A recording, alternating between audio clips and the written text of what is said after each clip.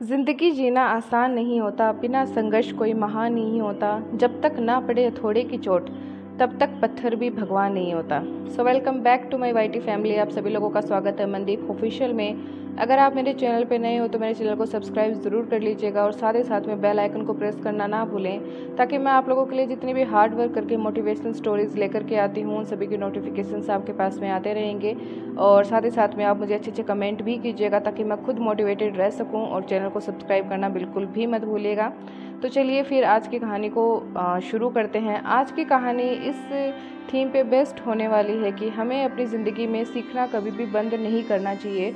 हम ज़िंदगी में जब से आए हैं और जब तक हम मरेंगे तब तक ज़िंदगी हमें कुछ ना कुछ ज़रूर सिखाती है, और जिस दिन हमने सीखना छोड़ दिया उसी दिन हमारे पतन की शुरुआत भी हो जाती है।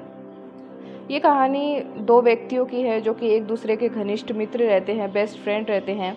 वह गांव से शहर की तरफ चले जाते हैं और वह सोचते हैं कि चलो शहर जा कर के कुछ अच्छे पैसे कमाए जाएं और उसके बाद में अपना खुद का एक व्यवसाय यानी कि बिजनेस शुरू करेंगे।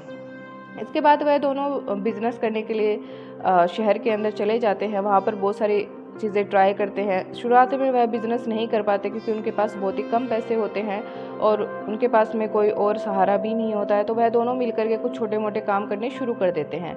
वह छोटे मोटे काम करके अच्छे खासे पैसे कमा लेते हैं, धीरे धीरे इकट्ठा करके 2-3 सालों के अंदर। उसके बाद वह एक अच्छा सा बिजनेस, दोनों अपना अपना अलग अलग एक एक बिजनेस शुरू करते हैं। दोनों एक ही फील्ड में काम करते हैं।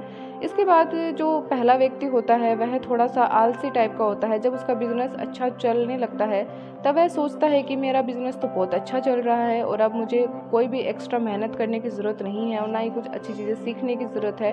वह सीखना बंद कर देता है और आराम करना शुरू कर देता है। फिर जैसे ही ज़िंदगी जैसे कि दो पहलू लेकर के आती है, एक में हमें सफलता भी मिलती है तो एक में निराशा के पल भी हमारे सामने आ जाते हैं। तो वही निराशा के पल उस व्यक्ति के सामने भी आते हैं। जो बिज़नेस होता है उसमें घाटा होना शुरू हो जाता है, मंदी का दौर आता है।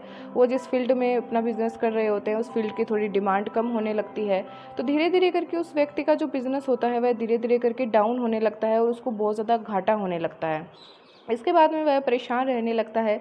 फिर उसे याद आता है कि मेरा जो मित्र है, मेरा जो बेस्ट फ्रेंड है, वो भी तो सेम फील्ड के अंदर ही अपना बिज़नेस कर रहा है। तो चलो मैं जाकर के उसका बिज़नेस का हाल चाल देख कर के आता हूँ, क्या उसका भी हाल यही है या फिर उसका भी मुझसे बुरा हाल हो चुका है।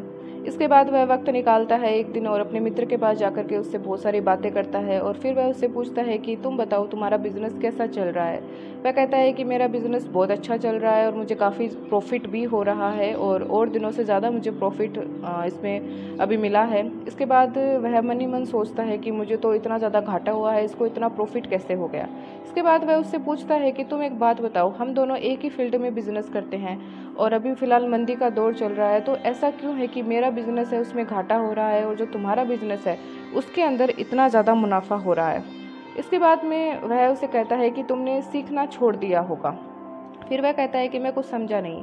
उसने कहा कि मैं हमेशा ज़िंदगी से कुछ ना कुछ सीखता रहता हूँ। मेरी ज़िंदगी में भी ऐसा वक्त आया था जब मेरे बिज़नेस में थोड़ा बहुत घाटा हुआ था। उसी वक्त मैं समझ गया था कि मुझे इस समस्या को कैसे हल करना है और आने वाले वक्त में समस्या ना आए, इसके लिए मैंने सारे जुगाड़ पहले ही करके रख लिए थे। और मैं हर दिन अपने बिज़नेस से कुछ ना कुछ नई चीज़ें सीखता हूँ। हर एक चीज़ को मैं एग्ज़ामिन करता हूँ और समझता हूँ कि मार्केट की इस फील्ड के अंदर क्या क्या डिमांड है।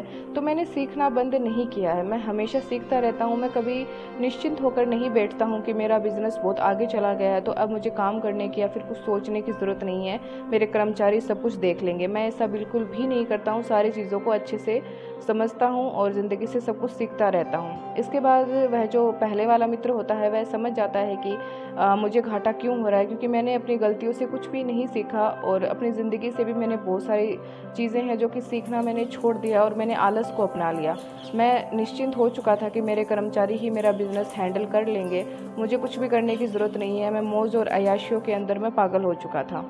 उसके बाद वह अपनी गलती को समझ जाता है और मित्र होता है उसे गले मिलता है और उसके बाद वह कहता है कि आज तूने मुझे मेरी ज़िंदगी में बहुत बड़ा सबक सिखा दिया है कि ज़िंदगी में हमें कभी भी सीखना बंद नहीं करना चाहिए, पूरी ज़िंदगी हमें सीखते रहना चाहिए।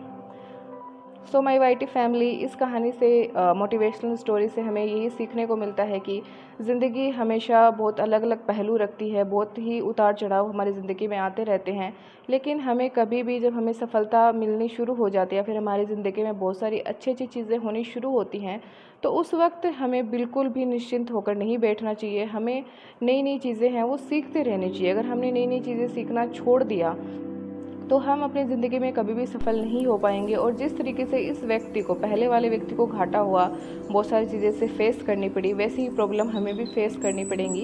इसीलिए चाहे टीचर्स हो, चाहे हमारे बड़े बुजुर्ग हो, वो हमें एक ही चीज़ कहते हैं कि हमेशा सीखते रहो। सीखना ज़िंदगी में कभी बंद नहीं करना चाहिए।